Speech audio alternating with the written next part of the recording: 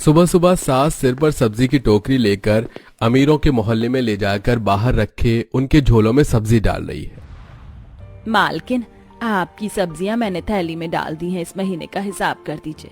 आशा, कल जो तुम सब्जी देकर गई थी उसमें 2 टमाटर सड़े थे, देखो आज भी एक आलू सड़ा है, इसको निकाल दो और आज मैं हिसाब कर दूंगी, कल पैसे ले जाना। हाँ हाँ मालकिन, कोई बात नहीं, कल से मैं ध्यान रखूंगी, एक भी सब्जी सड़ी ना जाए।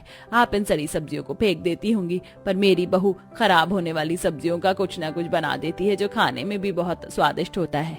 क्या ही बताऊं अपनी बहू के बारे में, उसके सामने तो शेफ भी फेल है।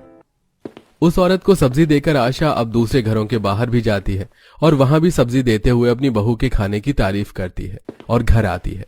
और कुछ देर बाद जब पूरा परिवार खाने के लिए बैठता है, माँ देखो ना, भाभी ने घर में रखे बासी रोटी को हल्का सा सेका और उसमें खराब हो रहा चुकंदर, खीरा, प्याज और घर में ही दूध की मलाई से क्रीम बनाकर बीटरूट यानी कि चुकंदर का रोटी वाला सैंडविच बनाया है। सिमरन, तुम्हारे पास इतना दिमाग आता कहाँ से है? कैसे कर लेती हो ये सब? अरे हमारी बहू का तो खाना बनाने में जवाब ही नहीं है। घर वालों से अपनी तारीफ सुनकर सिमरन को बहुत अच्छा लगता है। कुछ देर में विनोद नाश्ता करके खेत चला जाता है और दीपक भी सब्जी का ठेला लेकर बाजार जाता है। इसी तरह कुछ दिन बीत जाते हैं और एक दिन सुमित्रा सब्जियां लेने आशा के घर आती है और अपनी बहू की शेखी बघाड़ते हुए कहती है, आशा, तुम तो जानती हो ना, मेरी बहू ने होटल मैनेजमेंट किया है, रोज रोज कुछ ना कुछ हमें अच्छा ही बना कर खिलाती है। हमारे पूरे मोहल्ले में ऐसी कोई नहीं है जो मेरी बहू से अच्छा खाना बना ले। अरे बहन, तुम्हारी बहू ने सीखा है, पर मेरी बहू को तो बिना सीखे ही बहुत कुछ आता है बनाना। अब कभी मेरी बहू कुछ अच्छा खाना बनाएगी तो तुम्हें जरूर दूंगी। आशा की बात सुनकर सुमित्रा का मुंह बन जाता है और वो सब्जियां लेकर घर जाती है। इसी तरह कुछ दिन बीत जाते हैं और एक दिन घर में सिमरन रोटी पिज्जा बनाती है। रोटी को सेक कर उस पर लहसुन की चटनी लगाकर प्याज टमाटर रखकर उसे सेक लेती है और सबको खाने को देती है। अरे वाह भाभी, आज तो आपने पिज्जा बना दिया, वो भी रोटी का, और ये लहसुन की चटनी बहुत अच्छी है। हाँ काजल, लहसुन कुछ टमाटर और प्याज गल रहे हैं तो इसलिए मेरे दिमाग में पिज्जा का ख्याल आया और रखे सामान से ये बना डाला। आज फिर कुछ नया खाने में देख आशा को बहुत अच्छा लगता है। अरे बहू, तेरे हाथों में तो सच में जादू है, तू कुछ भी बनाए वो लाजवाब ही बनता है। ऐसा नहीं है माँ जी, वो तो बस मुझे खाना बनाने का शौक है, इसलिए एक्सपेरिमेंट करती हूँ।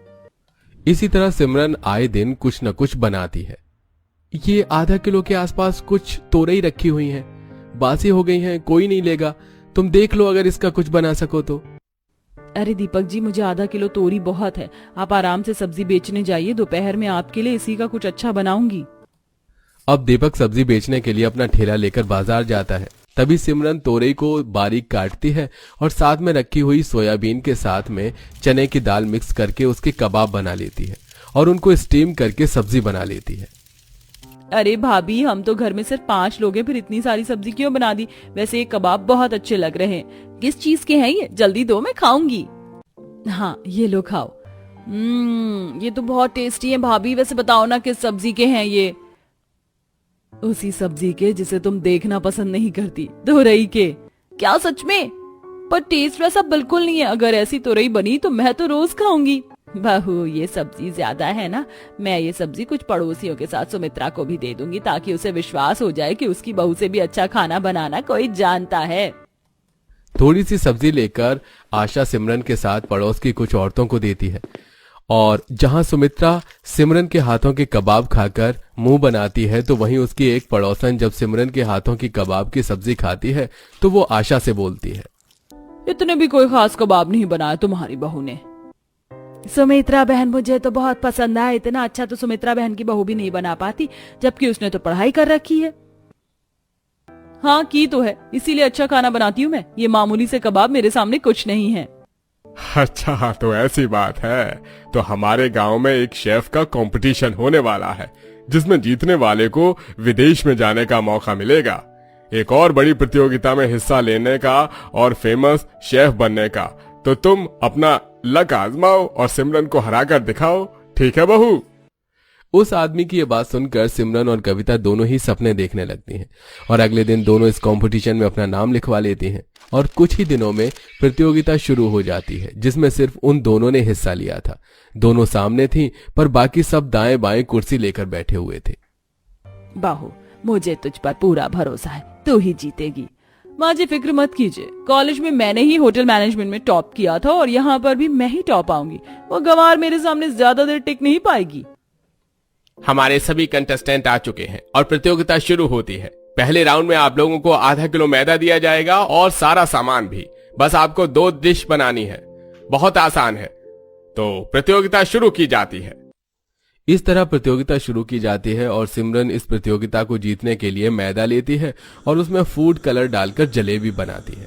बाकी बचे मैदे को गूंथकर उसके नूडल्स बनाती है और उसको स्वाद देने के लिए जितने भी मसाले होते हैं वो डाल देती है। इस तरह वो 2 डिश बनाती है और मैदा कम होने की वजह से कविता भटूरे के अलावा और दूसरी कोई चीज नहीं बना पाती, जिस वजह से बड़ी ही आसानी से वो हार जाती है और सिमरन जीत जाती है। इसे कहते हैं दिमाग। बड़ी आसानी और चालाकी से मिसेस सिमरन ने 2 डिश बना दी हैं, जो खाने में भी लाजवाब है। इसलिए पहला राउंड जीती हैं मिस सिमरन। सिमरन, मुझे पूरा यकीन है तुम जैसे पहले राउंड में जीती वैसे ही दूसरा भी जीत जाओगी। अब शुरू होता है राउंड 2।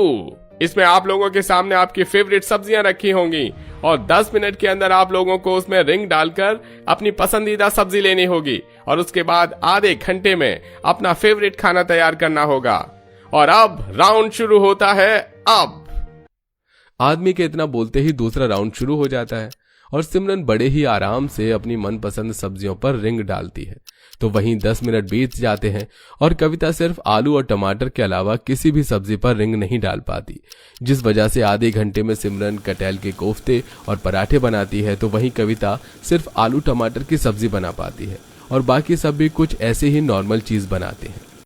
तो हमारी विनर हमें मिल चुकी हैं और वो है मिसेस सिमरन, और इन्हें मौका मिलता है विदेश जाने का और अपना नाम चमकाने का। देख रही हो आशा, हमारी बहू जीत गई। अब विदेश जाएगी हमारी बहू। सही कह रहे हैं जी आप, हमारी बहू को हमारी तरह सब्जियां नहीं बेचनी पड़ेंगी। गरीब परिवार की ऐसी बातें सुनकर सुमित्रा को बहुत गुस्सा आता है और वो नाराज होकर वहां से चली जाती है। तो वहीं सिमरन अपने ससुराल वालों के साथ घर आती है और विदेश जाने की तैयारी करती है। माँ जी, मैं आप लोगों का सपना पूरा करके ही वहाँ से आऊंगी। देखना, मैं शेफ का खिताब जीत कर आऊंगी, प्रोफेशनल शेफ बनकर आऊंगी। इतना बोलकर न सिर्फ सिमरन बल्कि अपने ससुराल वालों के सपने लेकर वो विदेश जाती है और पूरा गांव अपने घर में टीवी में सिमरन को देखते हैं, जो एक के बाद एक सारे राउंड क्लियर करती जा रही थी। आशा बहन, देख रही हूँ मैं तुम्हारी बहू को टीवी पर। देखना, सिमरन बहू ही जीत कर आएगी। भगवान करे तुम्हारे मुंह में दही शक्कर हो।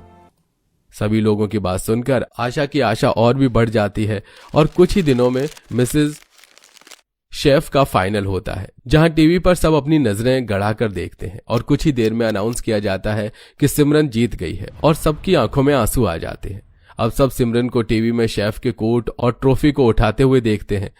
कुछ दिनों के बाद वो शेफ के कोट में घर आती है, जहां वो देखती है कि गांव वालों ने मिलकर उसके स्वागत के लिए बैंड बाजे और फूलों का इंतजाम किया है। उसके आते ही सभी गांव वाले उसे शेफ की टोपी पहनाते हैं। हमें गर्व है बहू तुम पर। हमारे गांव की सब्जी बेचने वाली सास की बहू शेफ बनकर गांव लौटी है।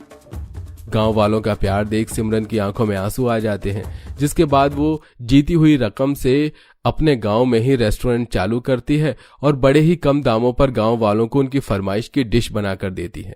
अब वो कंपटीशन जीतने के बाद फेमस हो चुकी थी, तो एक न्यूज चैनल ने उन्हें अपने स्टूडियो बुलाकर सास बहू का इंटरव्यू लिया। माता जी, आप सब्जी बेचती हैं और आपकी बहू आज इतनी बड़ी शेफ बन गई है, क्या कहना है आपका? मैं इतनी खुश हूँ कि मैं बता नहीं सकती। मेरी बहू ने वो कर दिखाया जिसकी किसी को उम्मीद नहीं थी। काबिलियत इसमें बहुत है, मैं ये जानती थी। वैसे हमने सुना है सिमरन जी, आपकी सास का बहुत बड़ा हाथ है आपको फेमस शेफ बनाने में। जी बिल्कुल, मेरी सासू माँ ने मुझ पर विश्वास दिखाया। इनके विश्वास और जिद की वजह से मैं ये मुकाम हासिल कर पाई हूँ। मेरी सासू माँ बेस्ट हैं। वैसे मानना पड़ेगा माँ जी, अगर आप जैसी सास हो तो बहुएं शादी के बाद भी अपनी पहचान बना सकती हैं। जी बिल्कुल, वैसे आज आपने हमें बुलाया, आपका शुक्रिया। इसीलिए मैं आप सबके लिए अपने हाथों का बना खाना लाई हूँ। ले आऊं? हाँ बिल्कुल, नेकी और पूछ पूछ। अब सिमरन अपना बड़ा टिफिन बॉक्स लेकर आती है और खोलती है। फिर फीमेल रिपोर्टर खाना खाती है और उसकी ऑन कैमरा काफी तारीफ करती है, जिसे देखने वाले दर्शक अब सिमरन के रेस्तरां में जाते हैं और वो फिर फेमस होती है, साथ में उसकी आमदनी भी बढ़ती है।